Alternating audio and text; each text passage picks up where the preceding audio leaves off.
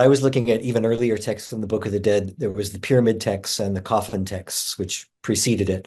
So the deceased leaves the body, enters into darkness, encounters a being of light in the form of the sun god Re. The Sumerian version of that preceded the Epic of Gilgamesh is a text called the Death of Gilgamesh, which might be the world's first recorded NDE. His soul goes to the other world, and he encounters the sun god Utu, who is a being of light.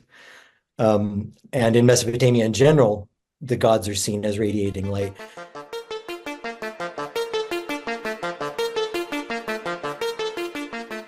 We are here with Gregory Shushan. He's one of the most renowned specialists on near-death experiences and ancient civilizations, ancient cultures.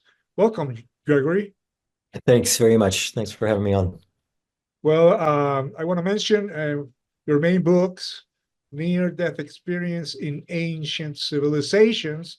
It's a rewritten version of my first book, which was called Conceptions of the Afterlife in Early Civilizations.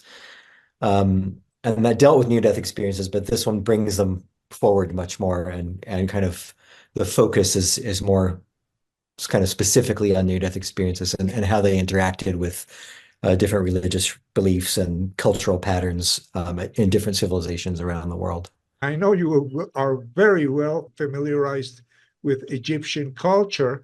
The Book of the Dead mentions certain commonalities found in near-death experiences. For example, seeing a bright light. Yeah. Also, the fact that there is like a life review or an afterlife judgment, in which the soul of the dead person is measured with a feather. That's sort of what gave the start to this research path that I came on. But I was looking at even earlier texts in the Book of the Dead. There was the pyramid texts and the coffin texts, which preceded it. I mean, the Book of the Dead is something like 2/3 includes those earlier texts in them. It just gives more and more detail. As time goes on, there are more and more details, especially of punishments and going through different tunnels and labyrinths and meeting demons and things like this. It got more mythologized as time went on. But basically, yeah, even from the pyramid texts, there are descriptions of, the soul obviously leaves the body because the mummy is still on Earth. It travels through darkness, through different kinds of caves, through what they refer to as the netherworld in the sky. So it's the sun travels around, below the Earth, and the other world is in the nether sky. So it's not actually underground, but it's deep below, and that's the realm of Osiris, who is the god of the dead. But the sun travels there and brings light to that realm of the dead, and then travels back to the top. So the deceased leaves the body, enters into darkness, encounters a being of light in the form of the sun god Re, meets deceased ancestors and relatives, people who were obviously died before them. And as you said, goes through a process of the evaluation of their life, which is, thematically comparable to the life review in NDEs. It's not a panoramic life review like people who have near-death experience describe, experiencing everything at once, and experiencing the emotions of everybody that they'd interacted with. So there's no description of that. Doesn't mean it didn't happen. It's just we don't have a description of it. There's a text called oh God, I can't remember what it's called. I think it might be the Teachings of Mary Carey, but anyway, it's an early Egyptian text, and that has what's called a negative confession, where the person or the text talking on behalf of the person describes all the things that they didn't do. So, I didn't kill anybody who didn't deserve to be killed, or I didn't swindle anybody, I didn't rob anybody. But within this, it says something like his life was laid out before him in an hour. And to me, that sounds a lot like a kind of panoramic life review. Something that's really interesting about that, which is also a parallel to NDEs, is there's a real emphasis in these texts about the soul not just encountering the sun god Re or the afterlife god Osiris, but recognizing that they're one and the same, that they're identified with these deities. Oh, So wow. Interesting. there's even a very specific passage in the coffin text where the soul goes into the sort of cave, the underground realm of Osiris, and sees the body of the god Osiris sitting there rotting, basically. And it's quite a graphic description. They call it they refer to the efflux of Osiris, which was to stress that it's the fluids from his body leaking out as he's rotting, basically. And the soul needs to recognize that he is also that Osiris. And what I speculate that is it's a symbolic version of the soul leaving the body after death and seeing the dead body lying there. And in many, many, many near-death experiences around the world, it's that particular experience that makes the person realize that they're dead. Yes. Before that, they're thinking, wow, this is a strange thing. What's this state I'm in? And then they look down and they see it and they think, wow, that's me, but how can I be me from this, different vantage point? So that's the kind of the crucial turning point where they realize, okay, I'm dead, and now I have to make a decision. Do I try to go back into that body, or do I follow the light, or whatever? So in the Egyptian text, it's the same message. It's once you realize that you are that body and that you are one with Osiris and that you're also separate from that body, you've transcended your own death. It's really about the realization of transcendence of death, but still being conscious. At that point, you're able to progress into the next stage of the other world. What is Um, that next stage? I mean, do people who pass the test go somewhere and those who don't go somewhere else?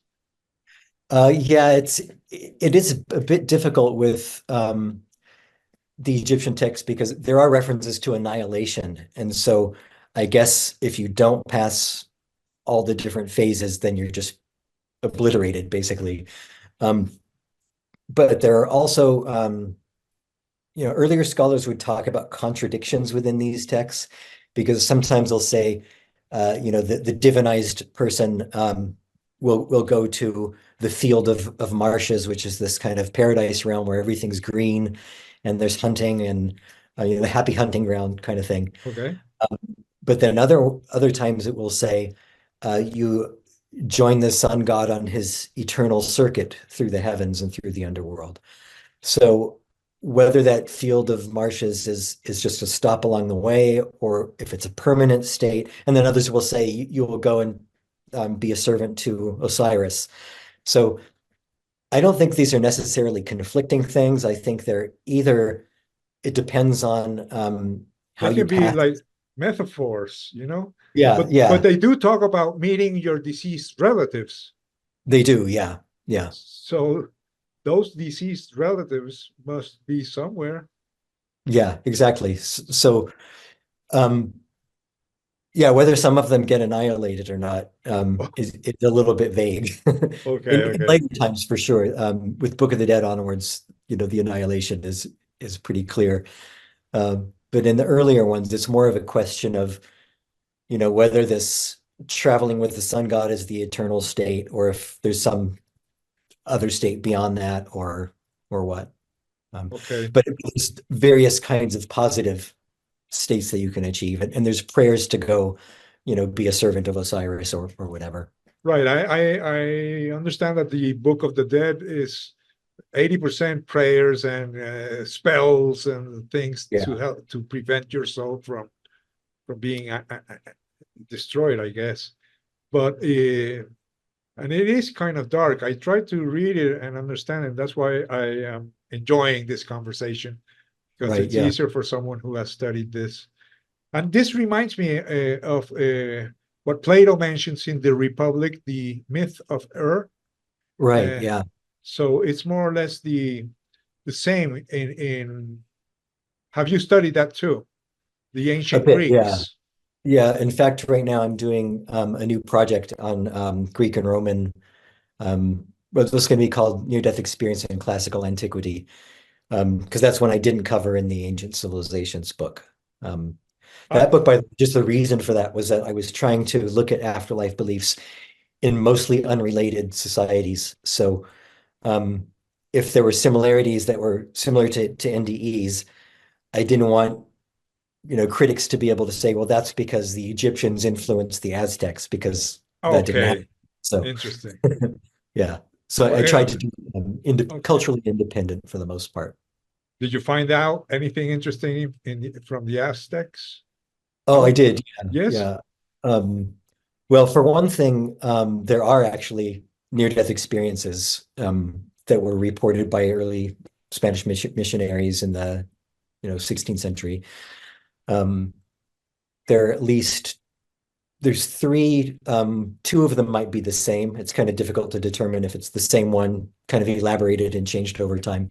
But there's at least one about a Aztec princess. She's the daughter-in-law of a king, Mohiqui, she's called.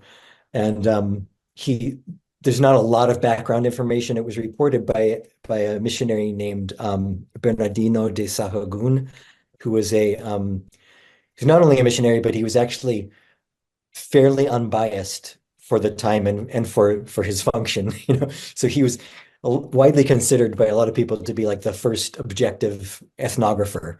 So Oh, he did record things in a pretty unbiased way, but it's also incomplete and there's pages missing and things like that. So there's not a lot of background information, but the story is basically that this woman is beaten by her father-in-law, and she gets sick and she then dies for a period, and she's buried, and then what they describe as a sickly, deformed youth comes and visits her, presumably her soul, because by now she's already in the grave, and they don't say that she was in a grave, and he leads her to some kind of paradise type realm, and wow. there she meets Montezuma the First, I think, and she gets a prophecy about political events that are going to happen, and the Spaniards coming, and what they're going to be doing to the local population and things like this. Um, the last page apparently is missing, so we don't get to know what happens after she. They Uh, probably ripped it out because it. yeah, maybe. But then later, what's interesting about that account is we have retellings of it from subsequent Spanish missionaries going all the way up to the 18th century. Eventually, it was accepted as historical fact by the Vatican. Um, Oh, with each retelling, it became more and more Christianized. So, in the 17th century, I can't remember which missionary reported it, but he described, this sickly, deformed Aztec youth that visited her was now an angel with a cross on his forehead. ah, And wow. and the message she received was that she needs to come back and baptize the population. So it was kind of gradually politicized into a pro-Christian, pro-Spanish kind of narrative, where there's Interesting. before was a very indigenous one about how the Spaniards are going to be affecting the local people. Which Um, other ancient civilizations did you study, apart from uh, Egyptians and Greeks and yeah, Romans? for that book I did, it was Egyptian, Mesopotamian, so mostly Sumerian and Old Babylonian period, ancient China before Buddhism, India before kind of The, popular Hinduism, like they the called the Vedic. Indus Valley civilization? Not that far back, but the kind of Vedic period. So the Rig Veda, Okay. the Brahmanas, and the Did Upanishads. you find any NDEs in those books? I did, yeah. Well, there are in sort of magical medical texts, the Atharva Veda, for example.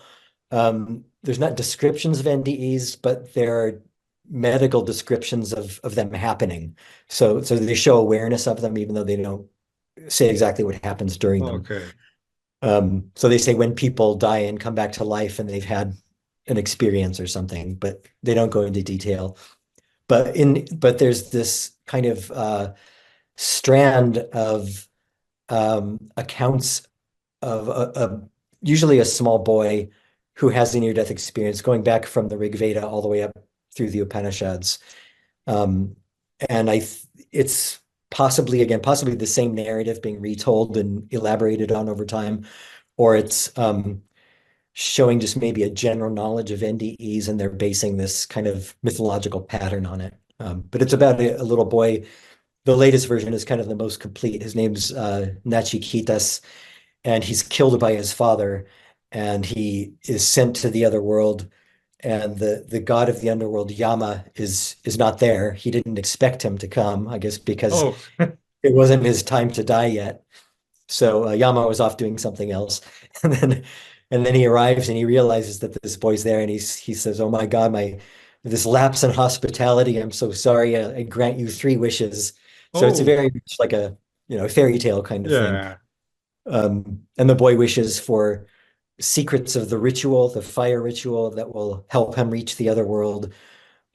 He wishes for his father to be kind to him and his father to be happy when he comes back to life. But then he wishes for the secrets of the afterlife, and Yama is kind of hesitant to give him this information, but the boy persists, and eventually he tells him. He's still cryptic about it, but he says basically it's found in the word Om, which is, the sound of the universe and divinity and all that.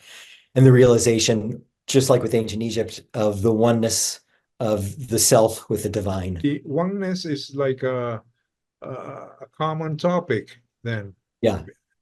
Interesting. I also read that you studied indigenous cultures and found very significant differences between the Australians, the Africans, and I don't remember which other, but some of them did believe in NDEs and the afterlife, and others saw it like I don't know what, they did not approve it, or the Africans, Yeah. I think. Yeah.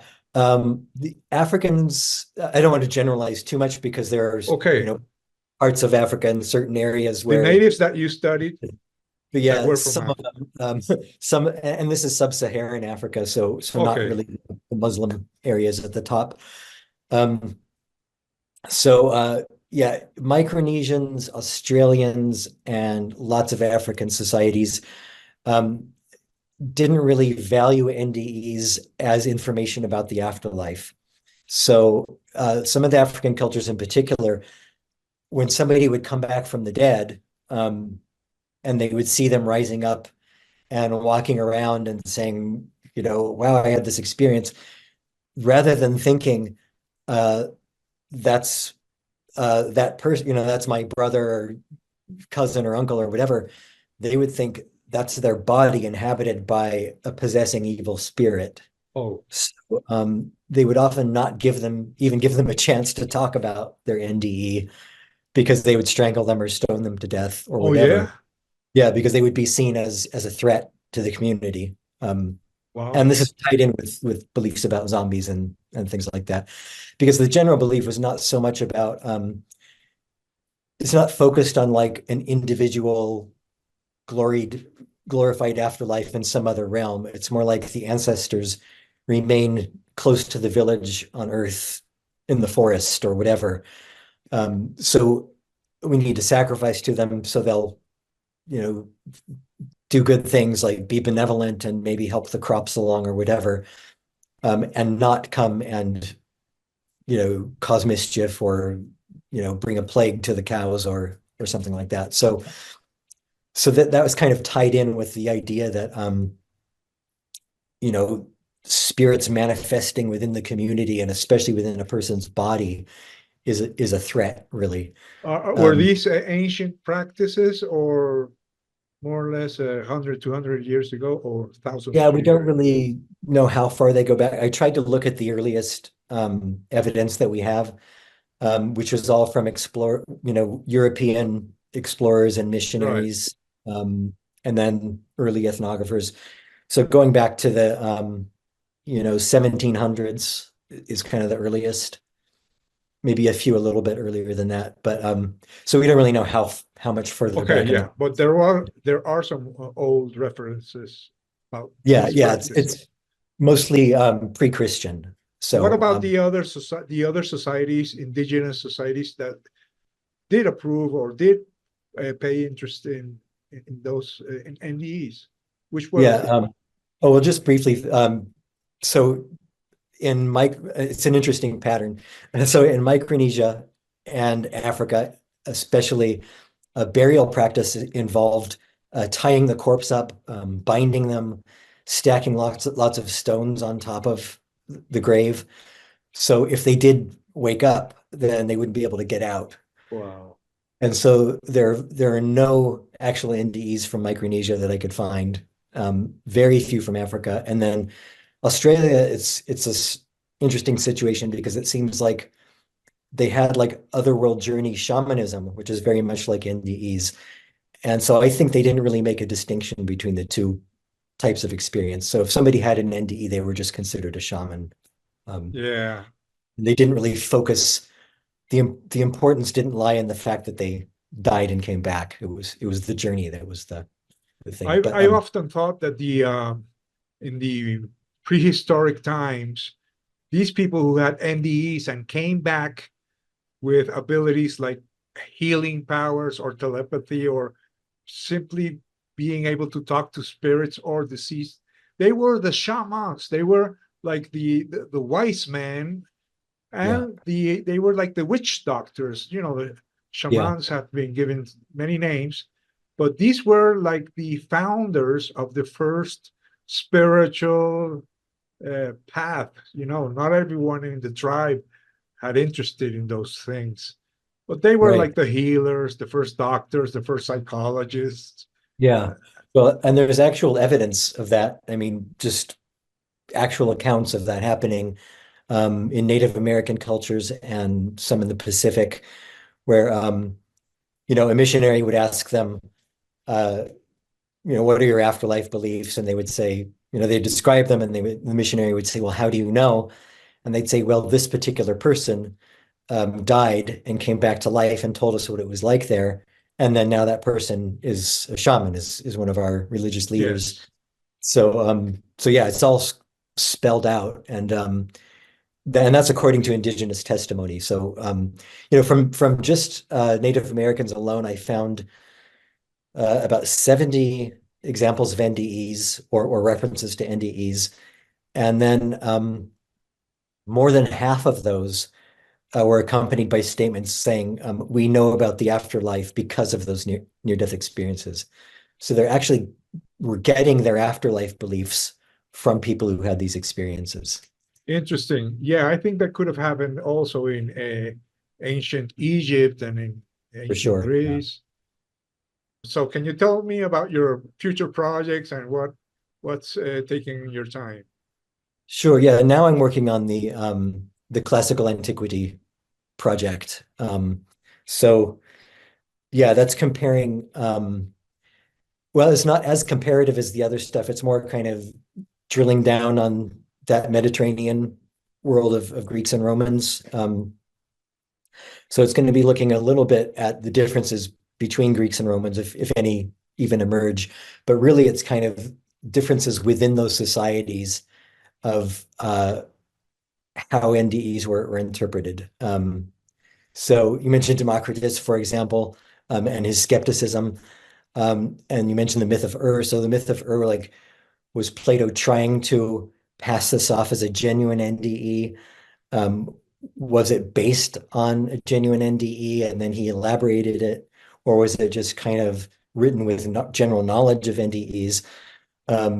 There's a really interesting Roman example of a Roman soldier named Gabianus, and it was a pretty horrific NDE. Actually, he was um, killed by being buried up to his neck and left on the beach in the sand to die.